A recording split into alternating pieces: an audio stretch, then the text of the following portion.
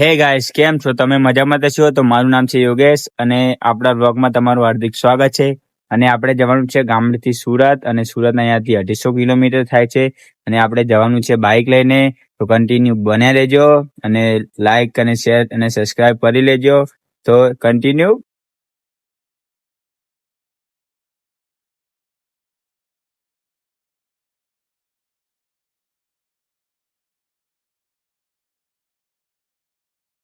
તો ફાઇનલી આપણું packing complete થઈ ગયું છે. જોઈ શકો છો, આપણે એક બેગ થયું તૈયાર, અને એક થેલી છે અને એક હેલ્મેટ. તો આપણે જવાનું છે, હવે નીકળે સુરત, અને કન્ટિન્યુ બ્લોગમાં બન્યા રહેજો. તો આ રહી આપણી ગાડી સ્ટેટ ઓપરામાંથી. તો સાફ કરી નાખીએ આપણે.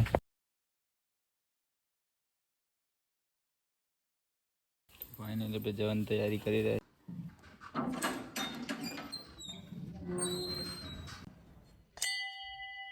તો આપણે આપણા માટે આવી ગયા છીએ. સુરત જવાનું છે, મંદિર પગે લાગી જતા છીએ.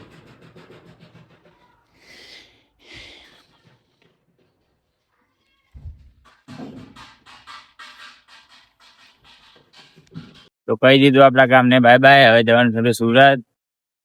તો કન્ટિન્યુ રહી જાવ. તો મળી ગયો આપડે લોકેશ ભાઈ. પણ અત્યારમાં આ બધું ગાળ્યું કરે છે. એ ભાઈ ને સ્ટિંગ પીવી છે અત્યારે.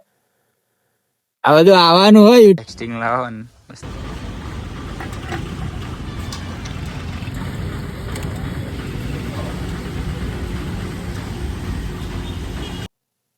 તો ફાઇનલી આપણે તારાપુર હાઈવે ચડી ગયા.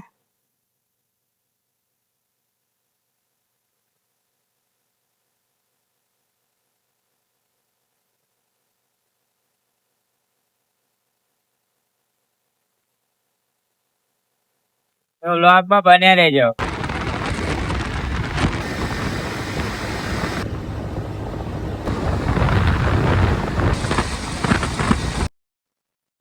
ફાઇનલી અહીંયા પોકતા પોકતા થાકી ગયા છે. અને અહીંયાથી સુરત છે 100 કિલોમીટર. અને ક્રિષ્ના હોટલની સામે આપણે ઊભા છીએ. તો થાકી ગયા મિત્રો એટલા તે હવે ચાલે ઘડીક આરામ કર્યો, અને હવે જવાનું છે સુરત. તો ચલો કન્ટિન્યુ.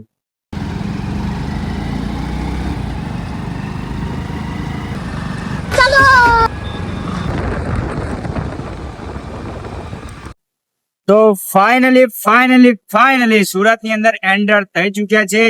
ને આપણે રાજ હોટલ થી શોર્ટકટ લીધું છે. તો જોઈ શકો છો તમે. હવે આપણી મંજિલમાં આપણે થોડા દૂર છીએ. સુરત ની અંદર એન્ટર થઈ ચુક્યા છીએ. તો બન્યા રહો બ્લોગમાં. રાજ હોટલ થી શોર્ટકટમાં રસ્તાનું કામકાજ ચાલુ છે.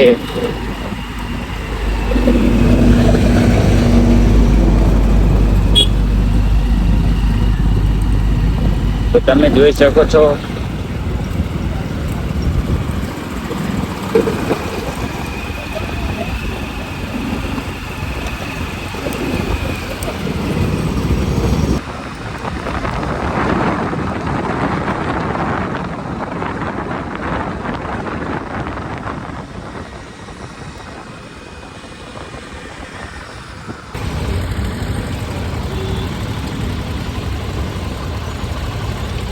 જો તમે સુરતમાં આવો અને તમને ટ્રાફિક જોવા ના મળે પોસિબલ જ નથી. આજે ટ્રાફિક એટલા કંટાળી ગયા ને, એટલે સુરત આવા હેરાન જ ટ્રાફિક.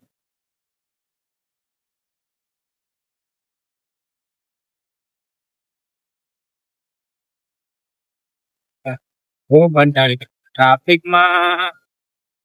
ફાઇનલી આપણે સુરત પહોંચી ગયા છે, અને આ બ્લોગ અહીંયા પૂરો કરીએ છીએ. મળે એક નવો બ્લોગમાં. બ્લોગ કેવો લાગ્યો કોમેન્ટમાં કહેતા જજો, અને નવા હોય તો જૂના સબસ્ક્રાઇબ કરી દેજો. તો મળે એક નવા બ્લોગમાં.